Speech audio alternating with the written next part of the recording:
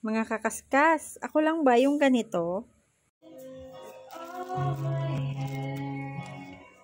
Sariling sikap.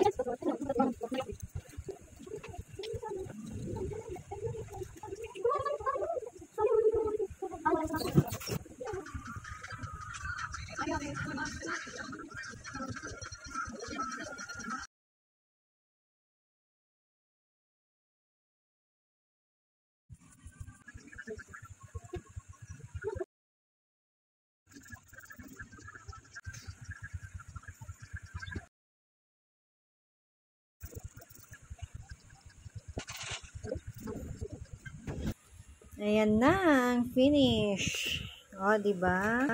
Palagay nyo, pwede na ulit pang rampa? Diba? Sayang din yung 200. Pambili mo na ng ulam yun, diba? Hindi ka na magbabayad. O, kung marunong ka namang maglinis, bakit di na lang ikaw yung maglinis ng sarili mong paa? Toko pala.